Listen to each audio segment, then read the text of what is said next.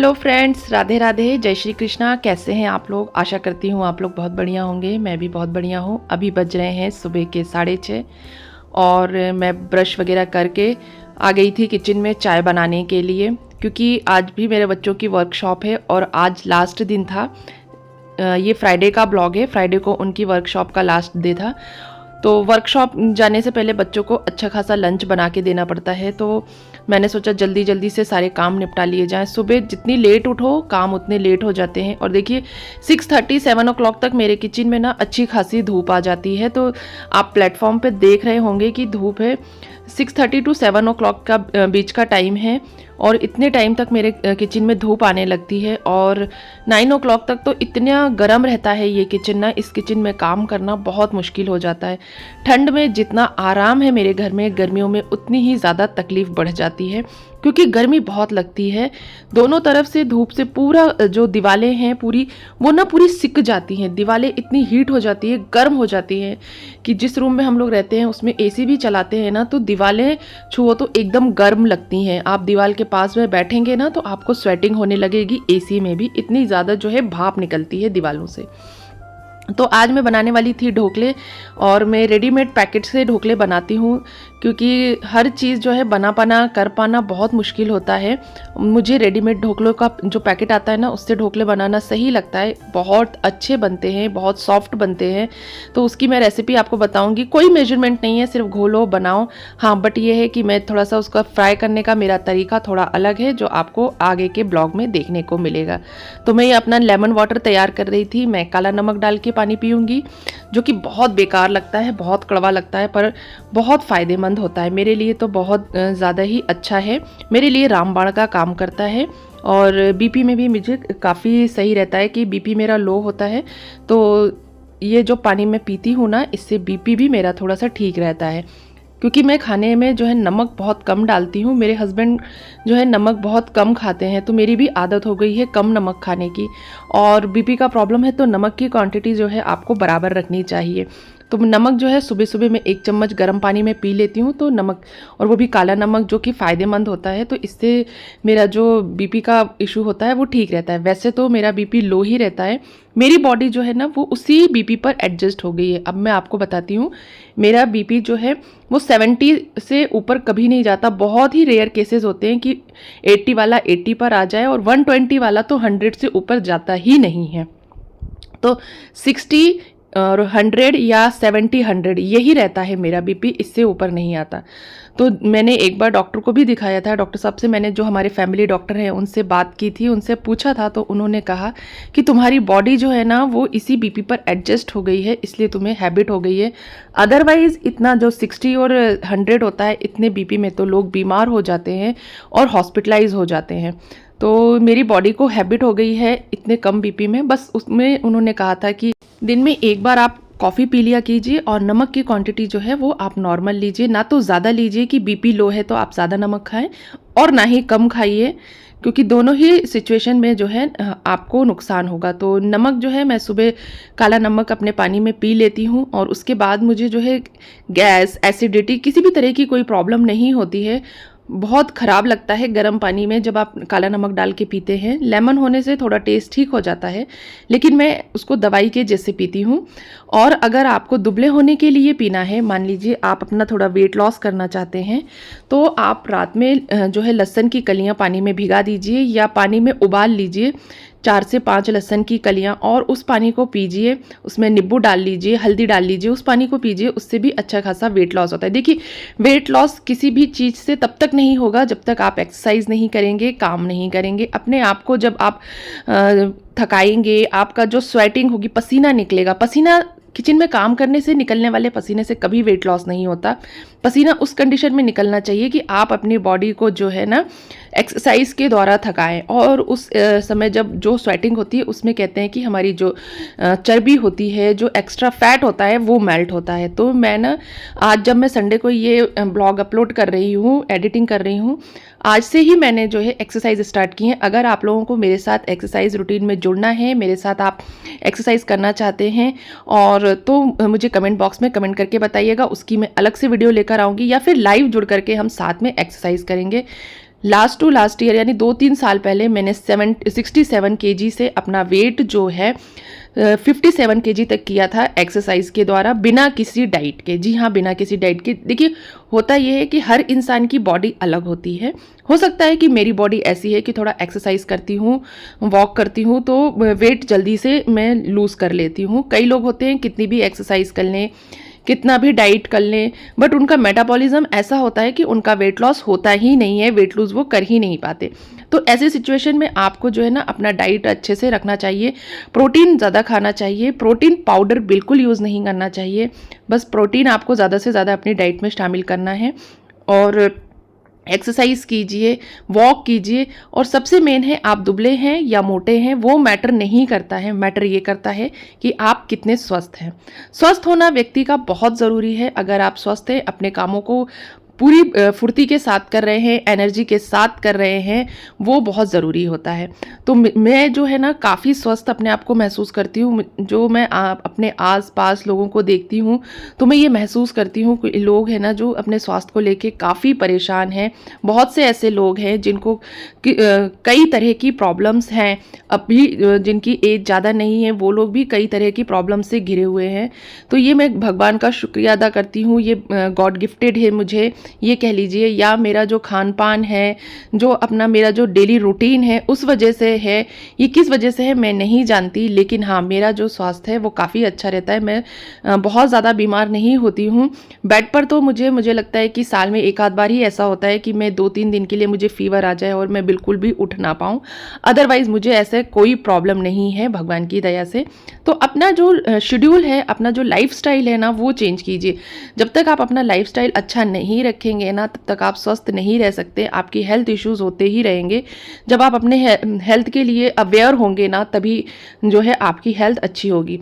But हाँ, कई बार ऐसा होता है कि हम कितना भी कर लें, बट कुछ हमारे हार्मोन्स होते हैं, कुछ हमारी बॉडी ऐसी होती है कि हमारे जो है ना कुछ भी करने पर भी हमारा है ना स्वास्थ्य अच्छा नहीं रहता। तो पहली चीज़ तो ये होती है कि स्वास्थ्य अच्छा रहने के लिए आपका मस्तिष्क जो है, जो ब्रेन है, वो उसके लिए तैयार होना चाहिए। आप अगर चीज़ें सोचेंगे तो कभी भी आप ये फील नहीं कर पाएंगे कि मैं स्वस्थ हूँ। अपने आप को जो है हेल्दी फील करने की कोशिश कीजिए। ज़्यादा से ज़्यादा कोशिश कीजिए कि अपने आप को, थोड़ी बहुत चीज़ें होती है ना तो उसको डाइवर्ट कीजिए काम में। अगर आप अपना काम में मन लगाते हैं, फ्री माइंड मत बैठिए, बिल्कुल फ्री माइंड होकर बैठेंगे ना तो आपकी तबीयत हमेशा ख़राब ही लगेगी। आप सोचते रहेंगे, जब आप सोचते रहते हैं ना तो आपका ब्रेन है ना जो वो चीज़ें सोचता है जो कि हमारी बॉडी में बहुत छोटी छोटी सी चीज़ें होती है। जैसे हमें लग रहा है कि हमें सर दर्द हो रहा है, सर दर्द हो रहा है। अगर आप किसी काम में लग जाएंगे और हल्का फुल्का सर दर्द है आपको, तो आप उस चीज़ को भूल जाएंगे। जैसे मेरे ही ले लीजिए, जब मैं बैठती हूँ, फ्री होकर बैठती हूँ, वैसे तो मैं सोचती ही नहीं हूँ, तो मुझे ऐसा लगता है यार बीपी लो लग रहा है, मुझे घबराहट हो रही है। बट जब मेरे सर पर काम आता है, मुझे काम करना होता है, तो मैं डबल एनर्जी के साथ करती हूँ और मैं उस चीज़ को भूल जाती हूँ। ये मेरे साथ होता है कि अगर मुझे काम करना है और टाइम पे काम फिनिश करना है तो तब है ना मैं अपनी बीमारियों को भूल जाती हूँ। तो कोशिश कीजिए अपनी बीमारियों को थोड़ा सा भूलने की। देखिए, ज़्यादा सीवियर कोई प्रॉब्लम है तो मैं नहीं कहूँगी कि आप उसको भूलिए या उसको अपना माइंड डाइवर्ट कीजिए। सीवियर प्रॉब्लम है तो आप डॉक्टर से कंसल्ट कीजिए। अगर आपको कोई सीवियर प्रॉब्लम नहीं है, हल्का फुल्का सा आपको ऐसा लगता है ना, तो हर बार डॉक्टर के पास जाने से अच्छा है आप मेडिटेशन कीजिए, अच्छे से पूजा पाठ कीजिए, मन लगाइए अपने कामों में, घर के कामों में मन लगाइए, डस्टिंग क्लीनिंग में मन लगाइए। अगर आपके पास कुछ एक्स्ट्रा काम है, आपको कुछ एक्स्ट्रा चीज़ें आती हैं जैसे सिलाई, कढ़ाई, बुनाई या कुकिंग आपको अच्छे से आती है, तो उन चीज़ों में मन लगाइए और रील्स बनाइए। मैं तो कहती हूँ कि अगर आप फ्री हैं बिल्कुल तो अपनी कुकिंग की रील्स बनाइए, अपने जो भी आपके पास हुनर है ना उसकी रील बनाइए, कुछ ऐसा वीडियोस बनाइए, कुछ ऐसा कीजिए जिसमें आपका माइंड जो है डाइवर्ट हो जाए और आप जो है अपने आप को अच्छा स्वस्थ फील कर सकें। तो फील करना भी बहुत ज़रूरी होता है। अगर हम अपने आप को बीमार फील करेंगे ना तो हम बीमार ही रहते हैं। तो आप सभी लोग अच्छा सोचिए, स्वस्थ रहिए और मस्त रहिए। तो मैंने ये 2 से 3 नींबुओं का रस ले लिया था, जूस ले लिया था नींबू का, और उसके बाद जो है उसमें 2 चम्मच मैंने शुगर ऐड कर दी थी। शुगर पाउडर मैं बनाकर रखती हूँ तो वही ऐड कर दिया था ताकि वो जल्दी से डाइल्यूट हो जाता है, घुल जाती है शुगर। और साथ ही मैंने टेस्ट के अकॉर्डिंग नमक ले लिया था, क्योंकि जो मिक्सचर मैंने ढोकले बनाने के लिए यूज़ किया है उसमें ऑलरेडी नमक और शक्कर रहती है, तो इसमें ज़्यादा मुझे ऐड नहीं करना था। बस थोड़ा सा मैंने उसमें नमक और शक्कर ऐड किया था। और मैं जो है ढोकले वो प्याज के साथ फ्राई करती हूँ। आप जो ढोकले बनाते हैं ना, वो इस रेसिपी से भी आप फ्राई करके देखिएगा, काफ़ी टेस्ट अच्छा आता है। मेरे बच्चे तो इसी तरह से ढोकले खाना पसंद करते हैं, फ्राई किए हुए। सिर्फ राई का तड़का लगा करके जो मैं फ्राई करती हूँ ढोकले, वो वाला उनको ज़्यादा पसंद नहीं आता है। तो मैं थोड़ी सी ऑनियन यानी प्याज लेकर के, कुछ हरी मिर्ची और करी लीव्स को लेकर के फ्राई करती हूँ। इस रेसिपी से फ्राई किए हुए ढोकले अमेजिंग बनते हैं, एक बार ज़रूर ट्राई कीजिएगा। तो आइए चलिए अब हम अपने ढोकलों को फ्राई करते हैं। तो ढोकले फ्राई करने से पहले मैंने बच्चों के लिए बना दी थी कोल्ड कॉफ़ी, क्योंकि आज उन्हें दूध नहीं पीना था। बच्चों ने कहा कि मम्मा आप कोल्ड कॉफ़ी बना दीजिए, वही हम पी के चले जाएंगे और ढोकले जो है वहाँ पर हम लंच में खा लेंगे। तो बच्चों के लिए कोल्ड कॉफ़ी बना दी, बहुत अमेजिंग कोल्ड कॉफ़ी बनती है। इसकी रेसिपी भी मैं आपके लिए लेकर आऊँगी, इसको जो है शॉर्ट वीडियो में डालूंगी, रेसिपी आप ज़रूर देखिएगा। तो बस देखिए मैं आ गई थी ढोकलों को फ्राई करने के लिए। बहुत से लोग सिर्फ राई का तड़का लगा करके ढोकले फ्राई करते हैं और शुगर के जो पानी होता है उसमें रखते हैं, बट मैं ऐसे नहीं फ्राई करती हूँ। तो सबसे पहले कढ़ाई में मैंने तेल ले लिया था, उसमें जीरा, राई और सौंफ का तड़का लगा दिया था। उसके बाद मैंने ये करी लीव्स डाल दी थी और मैंने कुछ हरी मिर्चियाँ काटी थी लंबी लंबी, वो भी उसी में फ्राई कर दी। जब ये हल्की सी ब्राउन हो जाएंगी उसके बाद मैं इसमें प्याज ऐड कर दूंगी और प्याज को भी हल्का सा ब्राउन कर लूँगी। बहुत ज़्यादा आपको इसको ब्राउन नहीं करना है, हल्का सा जब वो पिंकिश कलर आ जाता है प्याज का, बस उसी लेवल तक आपको इसको फ्राई करना है, बहुत देर तक प्याज को फ्राई नहीं करना होता है। और देखिए मैंने ये जो ढोकले थे मेरे, मैंने इनको इस तरीके से कट कर लिया है। ये मैंने छोटे छोटे पीसेज में कट किया था क्योंकि बच्चों को टिफ़िन में देना है, और जब हम छोटे पीसेज में कट करते हैं तो बच्चों को खाने में ना बहुत आसानी रहती है। मेरी छोटी वाली बेटी को काफ़ी प्रॉब्लम होती है खाने में, तो मैं उसी के अकॉर्डिंग जो है जितना वो कट करके खा पाती है ना, उतने ही बड़े बड़े पीसेस में मैं इसको कट कर लेती हूँ। तो जैसे ही ये फ्राई हो गया, मैंने इसको 5 मिनट तक अच्छे से भून लिया, सेक लिया। उसके बाद मैंने जो ये पानी तैयार किया था, मिक्सचर तैयार किया था, वो इसमें ऐड कर दिया और उसके बाद मैंने इसको 5 मिनट तक और सेका और उसके बाद हरी धनिया गार्निश करके मैंने इसको अपने बच्चों के टिफ़िन में पैक कर दिया था। इस तरीके से आप एक बार ढोकले ज़रूर फ्राई करके देखिएगा, बहुत टेस्टी लगते हैं। और आपको कैसे लगे वो भी मुझे कमेंट बॉक्स में कमेंट करके बताइएगा। तो बच्चों का टिफ़िन रेडी हो गया था और अब मैं इसके बाद करने वाली थी अपने घर के काम। तो ये ढोकले बहुत टेस्टी बने थे। आई होप आपको ये रेसिपी ज़रूर पसंद आएगी। रेसिपी पसंद आती है, वीडियो को लाइक और कमेंट ज़रूर किया कीजिए, क्योंकि आपके लाइक्स और कमेंट्स मेरे लिए बहुत ज़्यादा इंपॉर्टेंट होते हैं, बहुत मोटिवेशन का काम करते हैं मेरे लिए, और अच्छे अच्छे ब्लॉग्स बनाने का मेरा मन करता है। तो प्लीज़ लाइक और कमेंट ज़रूर किया कीजिए।